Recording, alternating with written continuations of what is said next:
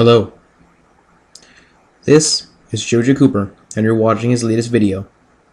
This episode, we're covering radios.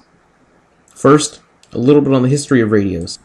The first radio message sent across the Atlantic Ocean was sent by Guglielmo Marconi from England to Newfoundland. What the message was, however, wasn't music or voice, but rather the dits and das of Morse code.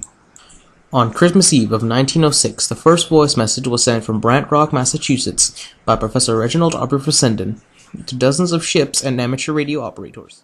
The first commercial radio station went on the air in 1920. It was broadcasted from Pittsburgh, Pennsylvania. An instant success, it started the radio revolution known as the Golden Age of Radio. During the Golden Age of Radio, it evolved from a simple device in a bulky box to a complex piece of household hardware encased in a beautiful wooden cabinet. The Golden Age lasted from the early 1920s to the late 1940s, when the television was first introduced.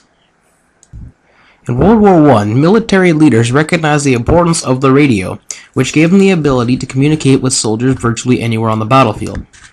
It went through many refinements to make it more powerful and more compact, so that a soldier could carry it around with him in the battlefield.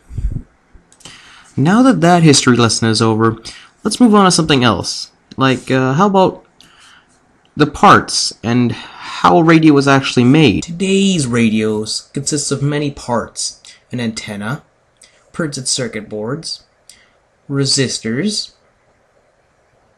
capacitors, coils, transformers, transistors, integrated circuits, and of course, a speaker. Just to wrap up, I'm going to quickly discuss the environmental effects of the production and the disposing of the radio and its many parts. The only environmental effects of the production of the radio would probably be how the factories that make them dispose of the extra parts and whatnot. For the disposing of the completed models and their parts before they're actually put into the models would just kind of really, I guess it would just kind of depend on where you throw it when you're done with it, right?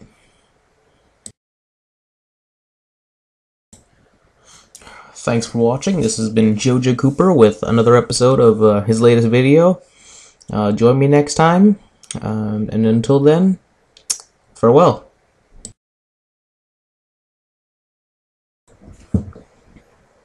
Credits dropping down from the sky like that, you're funny. Yeah. I was the writer, director, editor, voice actor, and I was also the researcher, come to think of it. The sites I used were actually pretty well known. You probably heard of them. They're Google Images, they're madehow.com, and just to tell you the truth, I was sitting on Facebook for half the production time. Oh yeah, this took me around like 4 hours to make. I did it kind of quickly because it's like due tomorrow.